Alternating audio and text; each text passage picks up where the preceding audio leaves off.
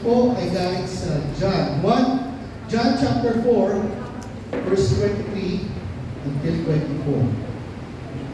Sige po, ang pinagpupasahin sa Tagalog. Subalit dumarating na ang panahon at ngayon na nga, na ang mga tunay na sumasamba sa Ama, isasamba sa Kanya sa Espiritu at sa katotohanan. Sapagkat ganyan ang uri ng pagsamba ang pinalulugdan ng Ama. Verse 24, ang Diyos ay Espiritu, kaya dapat siyang sambahin sa Espiritu at sa katotohanan. Sa English naman po, ating basahin. Verse 23, but people will soon have a new way to worship the Father. Yes, that time has already come. Those people who really want to worship the Father will worship Him in their spirits in a true way. The Father looks for people who will worship Him like that. So for God the Spirit, people who worship Him must worship from their spirits in a true way. So po, tayo po manalangin. Aming Panginoon, malalang ako po kami malapit sa inyo sa gabi nito. Mga mabautos, narito po kami po mahilig lang yung salita, Lord. Naman ang mga malaking may gabi, mga distraction ng isa yung mga pito. Hayaan po kami makapag-focus lamang po sa salita. Ngayong gabi at ma-realize po namin, maintindihan po namin at mapakinggan po namin po ang iyong nais sa gabi nito, Lord. Kung mga po ko, ma-deliver ang nais po parating sa mga kapatid sa pangalan. Salamat po sa pangalan ni Jesus. Amen. Right, so ngayong gabi, ang title po natin ngayong gabi ay Give It Your Best Shot. Give It Your Best Shot. So, introduction po. Ngayong gabi ho, ano ba? Give It Your Best Shot. We talk a lot about ngayong buwan po, puro pinag-usapan po natin puro sa pagbibigay ng aming the best.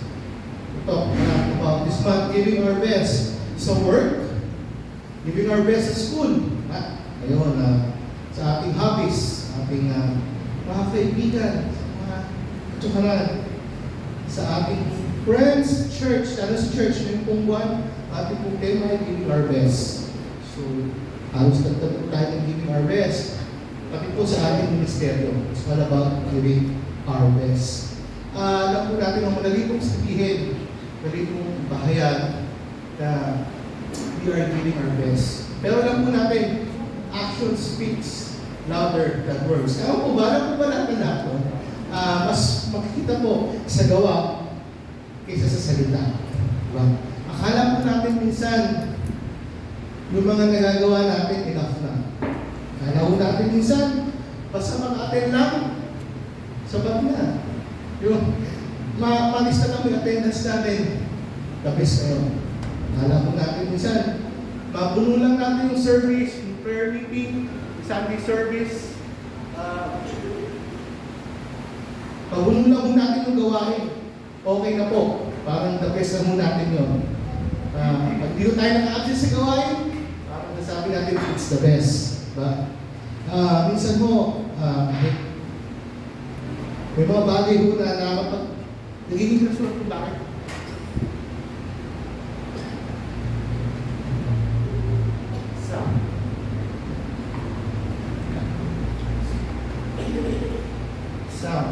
Yeah. Akala po natin mga nagagawa natin sa sarili natin kakayahan ay the best na. Pero minsan po kahit din tayo dumarating, nagaling tayo, akala natin the best na. Pag dumarating mo tayo na on time ako sa gawain, minsan naisip natin, it's my best natin. Minsan po, nasa meeting tayo, gathering o kaya gawain. Pero yung mga isip po natin, may lutang. Nakala ko natin na ibigay natin the best. Pero ngayong gabi, isa po sa mga pag-usapan natin, we will talk about giving our best sa pag-worship. So, let's say nagawa na natin the best natin sa mga bagay-bagay. How about po sa pagpupuri sa ating Panginoon? So, basagi po ba sa isipan natin? How about sa pag-worship po? Naibibigay po ba natin yung the best natin? Naibibigay po ba natin yung todo natin? Pinaka 100% ang pagpupuri po natin sa ating Panginoon. What comes to our mind, minsan po pag sinasabi natin, ano ba ang worship? Someone, ano ba ang worship? Anong pumapasok sa isip natin? Ito ba yung pagkanta natin ng simula ng gawain? Pag-awit, pagsayaw, pagtaas ng kamay, at paglundag, at pagtalon. Ito po ba yung worship? And sa church lang po ba tayo pwede mag-worship? Ako. A little reminder po, mga kapatid. Our best worship does not only pertain sa praise and worship segment sa ating Panginoon. So, hindi lang po ito nananatili sa praise and worship segment, mga kapatid. Hindi lang po ito yung tinatawag natin na pag-praise and worship. So, tapos po tayo sa ating point number 1. What is true worship? What is true worship? Sabi po sa verse 23, those people who really want to worship the Father will worship Him in their spirits in a true way. So sa verse 23 po, sinasabi po ni Jesus na ang worship ay hindi lamang po nako-contain sa isang lugar. Hindi lamang po ito sa church. Natulad po sa Old Testament, no? Pag sila po ay nag-worship noong unang panahon, sa isang templo po, sa isang tabernacle lang po, gano'n. Hindi daw po, sabi ni Jesus, hindi po nako-contain ang worship sa isang lugar lamang. Sa Old Testament din po, isang paraan ng pag-worship po ay yung pag-offer po ng mga hayop. Sa Old Testament po, bago sila magsimula magpuri sa Panginoon, may mga hayop sila inaalay. So, imagine po, kung ang worship po ay gano'n, lahat po tayo dito darating, pinadala tayo ng mga hayop po. Kaya mix na lang po na yung aso. Kabayo. So, ang pagsambay po ay hindi po limited sa pag-awit natin po. Not only limited to singing. True worship is not about singing only. Sabi po sa Matthew chapter 2 verse 11. The Magi went into the house and they saw the child. He was with Mary, his mother. They went down on their knees in front of the child and they worshipped him. Then they opened their bags, they took out valuable gifts, and they gave them to the child. The gifts were gold, incense, called frankincense, and also myrrh. So, sabi ko sa Matthew, no, yung mga tao po ito ay nagpunta nung nanganak si Jesus at ano po ang kanilang ginawa? Sabi po sa verse na binasa natin, they kneeled down. They went down on their knees in front of the child and they worshiped Him. Una po, sila po yung lumuhod. At pangalawa, nagbigay po sila ng regalo. Regalo na pinakamaganda at pinaka-the best sa ating Panginoon. So, nagbigay po sila ng best gift. Yun po ay sa mga paraan to worship, mga kapatid. Sabi po sa Genesis 22, chapter 12.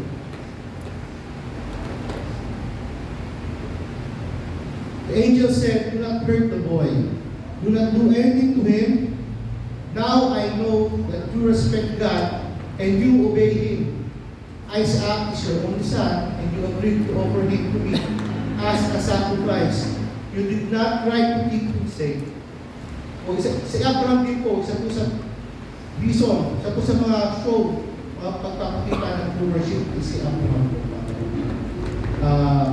Inutusan po siya ng Panginoon na ialay ang kanyang anak. Hindi po siya nag-hesitate. Sabi po doon, ng angel, now I know that you respect God and obey Him.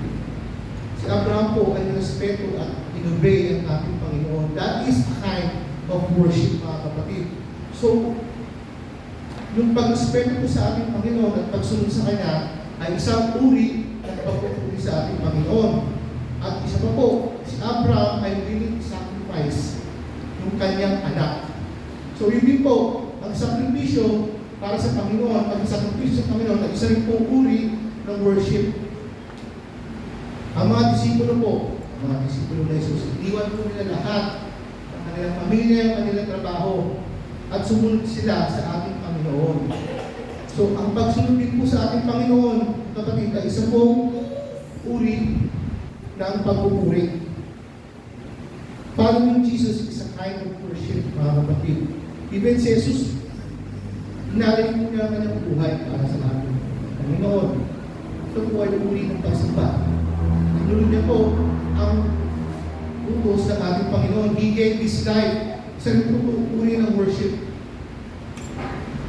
Ang pagbibigay ng luwalhatian at karangalan, pagsunod at pag-respeto sa Diyos ay ang best at totoong worship para.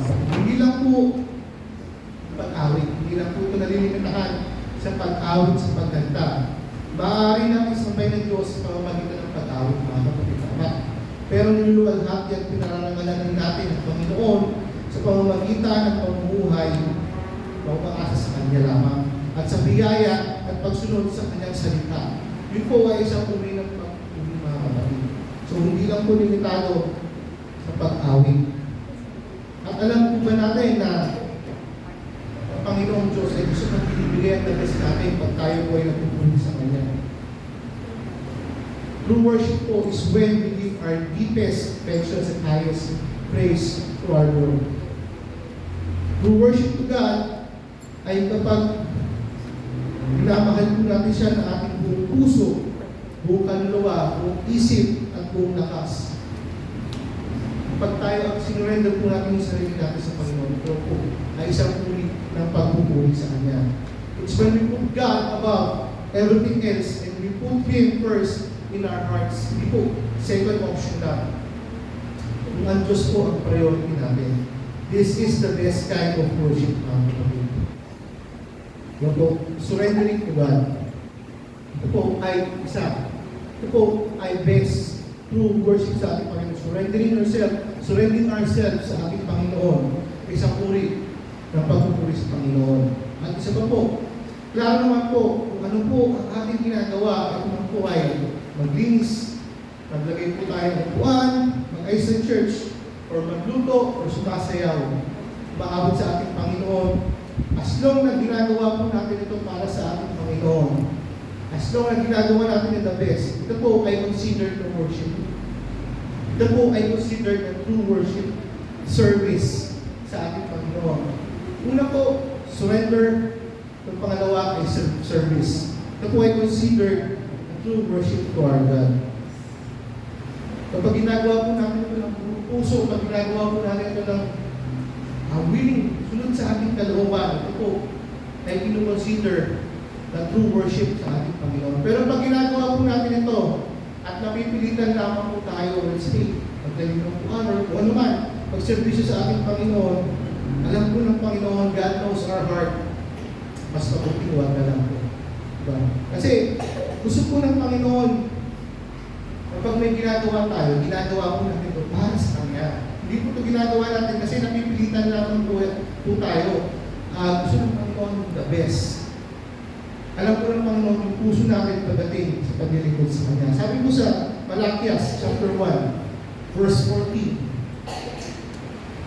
sumpain ang sino mang nandaraya sa paghahandog sa akin ng hayop na may kapintasan.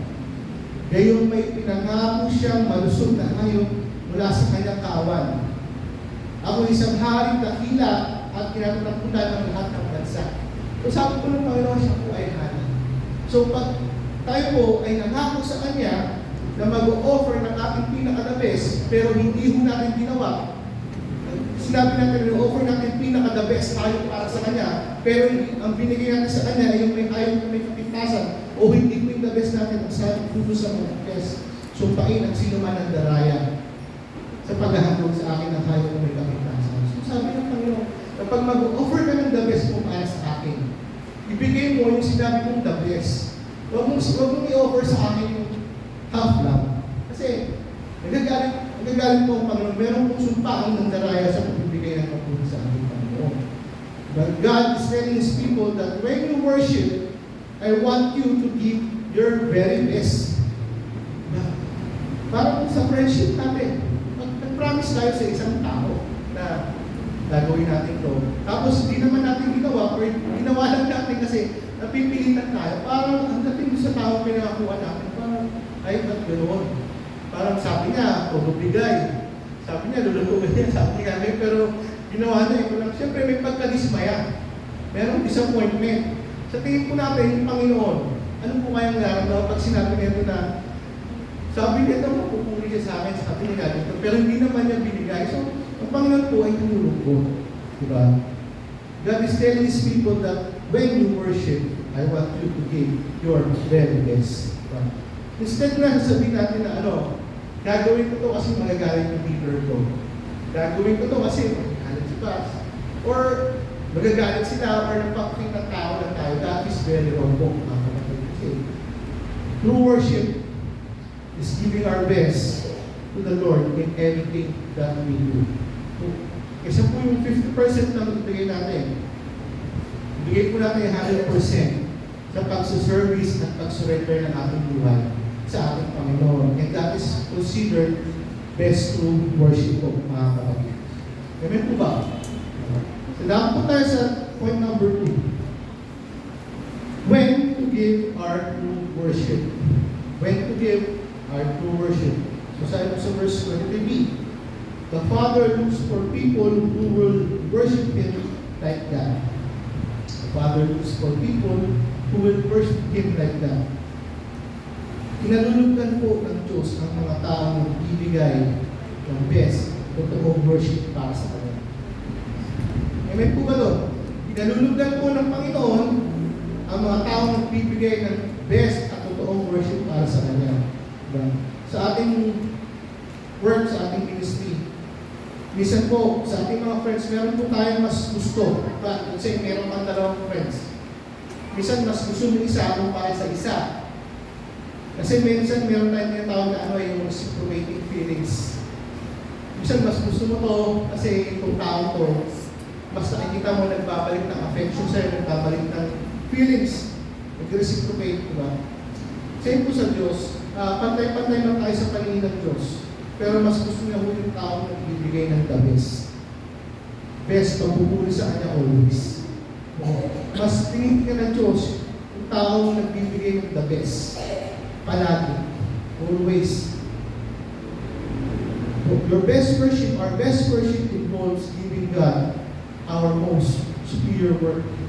Ibig sabihin po, pinakatodong gawa natin, pinakatodong activity natin ay binibigay ko natin sa Panginoon. The moment po wake up, sa pag-isip pa naman po natin, ano po ba yung ating ginagawa? Diba? Ano po ginagawa sa pagulat ng mata? Ano po ba yung unang pumapasok sa isip natin?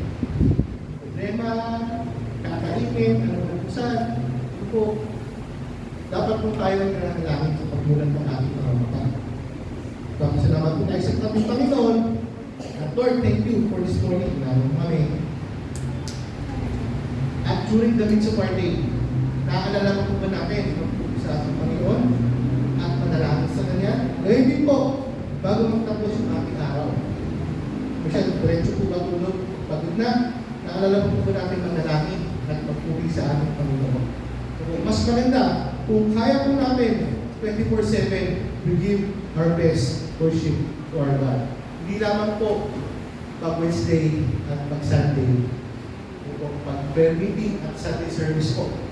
Mas maganda po kung kaya natin sa umaga, sa tanghali, sa gabi. Kung may madaling araw pa ng weekdays, mas maganda. 24/7, let's give our best worship to our God. Sabi po sa Isaiah chapter 43, verse 21. Nilalang ko sila upang maging aking bayan. Upang ako'y kanilang laging pangpulihan. Ginawa ko tayo ng Panginoon. We are created to worship God. That is our primary purpose for living. Ginawa ko tayo ng Panginoon para bigyan lamang siya ng papuri at marami ng iba. Hindi tayo ginawa ng Panginoon para mag-happy. Sundin yung sarili natin gustuhan. Ginawa ko tayo ng Panginoon para magpuli sa Kanya. Para po mga ano po yan, mga toiletries, canned goods, dilata. Saan po yung safeguard? Yung safeguard po, ginawa na siya para sa akin. Pansahog po ba sa pagluluto? Hindi, di ba?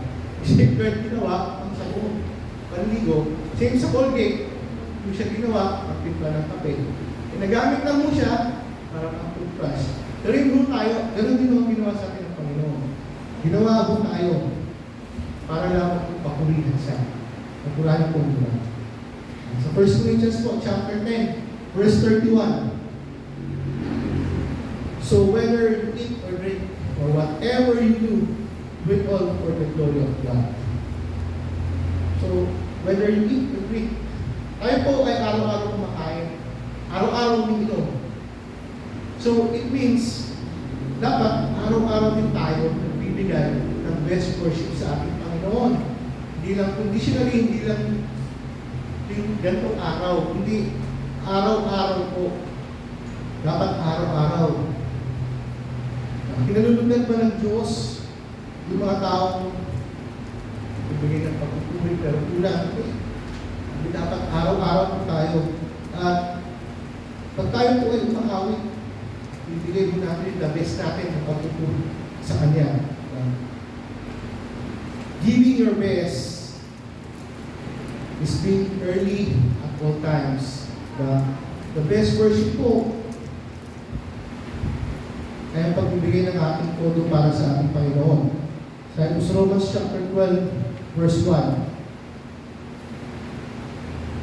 Kaya nga mga kapatid, alang-alang sa masaganang habag ng Diyos sa atin, ako'y nakikiusap na ialay ninyo ang inyong sarili bilang isang handog na buhay, banal at kalugod-lugod sa Diyos. Ito ang karapat-dapat na pagsamba ninyo sa Diyos. Hanggat kaya mo natin ibigay natin, hanggat kaya mo natin ibigay yung best natin, always po gawin natin, mga kapatid. So, kung kailan po tayo dapat magpuri sa Panginoon, kung kailan po natin dapat ibigay ang ating the best worship, hanggat kaya po natin, mga kapatid. Ang true worship po, true worship happens in our spirit, ay nagiging isa sa banal na Espiritu. At ang may nagiging purpose po natin, ay papurihan lamang po ang ating Panginoon. So, ang pagpupuri po ay hindi po specific data or specific something. Sinasuggest po ng Biblia na gawin po natin ito hanggat kaya po natin 24/7 po ang kapatid. Nang walang condition po. Sa point number 3 po natin, why do we need to give our best to worship?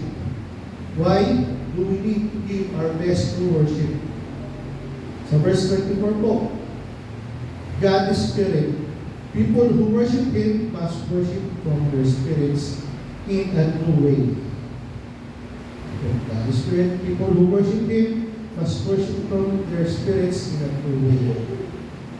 Because God is Spirit po, He is with us at all times. At alam na po ang lahat ng ating ginagawa. Bakit po kailangan ipagpurihan ng Diyos? Like the wind, mga kapatid, oxygen. Hindi po natin kaya mabuhay ng walang hangin sa paligid. We can survive without oxygen. Diba? Na-try po ba natin na huminga ng 50% na takpan po natin isang butas ng ilong? Parang mga isang oras. Parang hirap po, di ba? Darating tayo, hahabulin po yung hininga mo, hahabulin mo na. Pagod natin hininga natin. We'll do our best para makasurvive. So, hininga tayo todo. Same sa Panginoon, hindi mo natin kaya mabuhay ng wala ang Diyos. Diba? Same sa pag-worship po. We always need to give our 100%. Hindi yung 50%, hindi yung kalahati lang. Kailangan po 100%. Alam po ng Panginoon pag pinibigay po natin 100 or 50% or talagang na magpupulit. Bakit po? Why? Because we are proclaiming, why do we need to worship our God? Because we are proclaiming that God is worthy of our worship because He created all things. But sinasabi po natin ang Panginoon ay worthy sa ating pagpupuri dahil siya po ang tumilang sa ating gumawa sa atin. How do we show po na He is worthy? By giving our best worship with love. How do we show our best worship? By giving our best with love. Sabi po sa 1 Corinthians chapter 16, verse 14. Whatever you do it with love. Whatever you do it with love. Kapag ginagawa po natin ang isang bagay with love, lumalabas ang pinakamagandang result.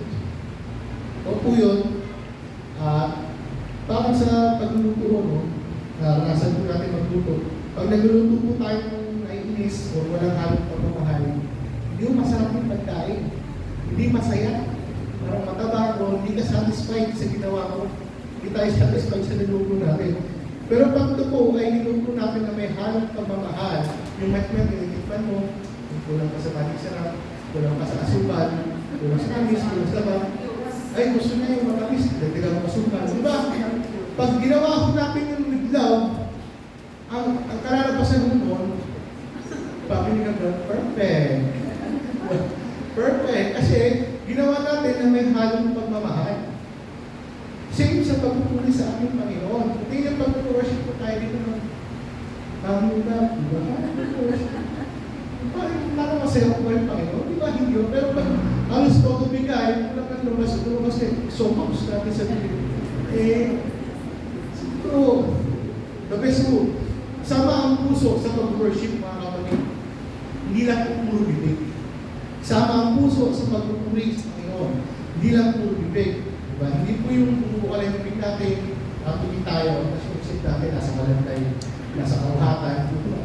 Pag ano, sabi ko sa Isaiah, chapter 29, verse 13, the Lord God says, these people open their mouths to worship me.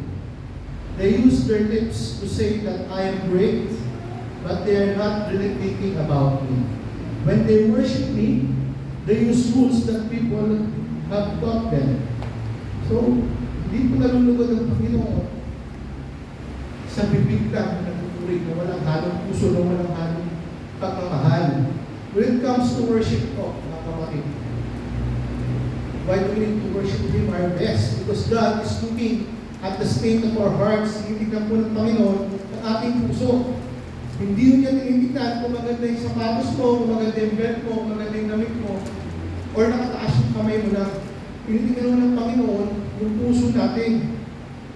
He is looking at the state of our hearts kung talaga po ba nag-worship tayo ng buong puso. Yes po, ang pagtaas po ng kamay ay a sign, is a sign that we are giving our something or our best to God. Iba't ibang klase po ang paraan ng pagpupuri ng mga tao. Meron po nag-worship na nakataas ang kamay, meron din po hindi nag-worship na nakataas ang nakatayo lang, pero with inside, sumasabog na po siya, no? Parang tono-tono na. Kulang na lang, dumapanaw siya sa ating Panginoon. Meron din naman po nag-worship, nakandito yung kamay sa mga babala. So, ano yun? Depende na yun sa dealing between you and the Lord. Diba? Always remember, giving our best. It's not how much or how high. Raise our hands. Kahit nakatayo ka, kung tumatay sa upan, maabot yung ceiling, gano'n nakataas yung kamay ko, gano'n na yung taas yung level ng pagpupuli ko, hindi po doon nakatingin ng Panginoon. Or sa una naman, nakaluhod man ang postura natin. Ang Panginoon ko ay nakatingin sa ating mga puso. That is why we need to give our best sa pagpupuli sa ating Panginoon. Hindi lamang po sa simbahan, hindi po paglabas, kahit sa paglabas ng iglesia. Pag tayo po ay may ginagawa, we need to give our best. Kasi po ang Panginoon ay nakatingin sa ating mga puso. Sa araw-araw ng gawain, wala pagdilat, pagmulat ng pangahanan sa ating pagpilit muli. Kailangan po natin ibigay ang ating the best. Lord, this is for you. I will do this. Kasi mahal kita eh. Gagawin ko to kasi mahal kita. Gagawin ko to kasi ikaw yung gumawa sa akin. Purihin kita na mayroong buong puso na may 100% because of who you are. Diba? Kaya kailangan natin ibigay ko always ang the best. Sabi po sa 1 Samuel chapter 16 verse 7. But the Lord said to Samuel, don't look at how handsome Eliab is or how tall he is, because I have not chosen him. God does not see the same way people see. People look at the outside of a person, but the Lord looks at the heart. So napaka-beautiful yun, no? Hindi yung tinitipin ng Panginoon kung gano'n tayo maganda sa harap ng tao. Ang tinitingnan ng Panginoon ay ang ating puso. When we give God our first and our best, hindi ho yung tira-tira, pinapakita ho natin sa ating Panginoon na we trust Him and we value Him above all else. Diba pag meron tayong pag-meeting, madalas sinasabi natin, gusto kong mauna kasi nakakahiya naman. Pagkat yan, tagal yung mag-aantay. Meron din po sa ating Panginoon. So, bakit po tayo minsan nalilate? Bakit po natin minsan naiiwan? Or may mga dahilan po kung bakit nangyayari yun. Pero, the Lord is waiting for us here always. Hindi ba siya, the Lord is everywhere, yes. Pero, mas maganda po na yung priority natin siya maaga pa lang. I will be early. Kasi, the Lord is waiting for me. Gusto ko pag ganito sa simbahan, sa church. Ready yung puso ko, ready ako physically, emotionally. Kasi ang Panginoon ay naghihintay at pinahahalagahan ko yun. Kaya, ang Panginoon nakatingin sa ating puso. That is why, we need to give Him our very best through kind of worship. Ito na yun, very true best kind of worship. Kasi gusto ko ng Panginoon ay pinahahalagahan siya. Diba? Huwag mo natin never stop doing our best just because someone ay hindi yung nabigit ng credit sa atin. Kuwari, tatlong buwan na natin ginagawa yung best natin, suddenly, stop ko na kasi wala naman appreciate eh. Wala naman nakakahlata, wala naman nagpapahalaga. I think, yung po, magkasi natin po ngayon sa tama pa doon. Kasi ang Panginoon mo ay ang tanging makakapagbigay sa atin ng credit. So, huwag mo natin titigil ang paggawa natin the best. Dahil wala akong tao na nagbibigay sa akin ng credit. Just tuloy-tuloy natin po yung paggawa natin the best. Kasi ito po ay para sa Kanya. Hindi po tayo sa tao nakabase ng confirmation on whether we are giving our best or not sa Lord lang. Hindi po sa tao tayo. Tanging sa Panginoon lamang po kung gagaling ang mga bagay nito. If we are doing our best, mga kapatid, wala na akong time para magburi sa mga failure. Paano pag binigay kita best tapos magbulay? Paano pag binigay kita best tapos pangit? Paano pag binigay kita best tapos hindi pala lumabas yung gusto kong outcome? But, kung ginagawa ho natin the best natin para sa Panginoon, wala na ho tayong time para magburi sa mga ganong klaseng failure. Kasi, ang tanging nasa isip naman po natin ay paano natin ibibigay yung the best natin para sa Panginoon. Basta po ito yung naibigay natin ng buong puso. Huwag po tayo magalala, hindi po nakatingin sa Panginoon kung pangit man yung malalapasan niya. Diba?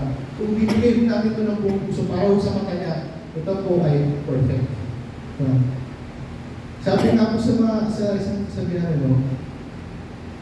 do your best and God will do the rest. That is why kailangan natin ibigay yung ating the best natin dahil ang Panginoon po nakatingin sa atin 24/7. Hindi po ito isang oras ka o ang Panginoong Diyos po ay pinagmamasdan tayo sa buong lahat po ng ginagawa natin. Kaya it is very important na ibigay po natin ang ating best to worship sa Kanya. 100% commitment, 100% best. Mas maganda po wala akong halong kaya. Dahil ang Panginoon po natutuwa, maliit pa yan o malaki sa mata ng tao, pero sa mata ng Diyos, it's always good. Always perfect. Basta kung unahin natin siya, wala akong magiging kapahamakan sa atin. Always give our best sa ating Panginoon. That's why, let's give it our best shot. Your best and God will handle the rest. Ito, makapit tayo po ay manalangin. Aming Diyos, salamat nga po sa mga Panginoon. Salamat nga po kami sa aming Diyos. Salamat po Diyos. Pagpapuntawa sa aming ito po. Ang kailangan namin dahil, kailangan po namin bigay ang aming gabi sa inyo. At ito ang pinagkalaman. Kailangan po namin ibigay sa lahat ng oras Panginoon. Dahil ikaw nga po ay nagkilaw Diyos. At ikaw po ang nagdalag sa amin. Kaya ang tanging lang sa mga naman po namin. Sa gabi nito ay papapulihin ka. Salamat na po Diyos. Sa mga po lahat ng pagpuli at pagsamba. Pangalan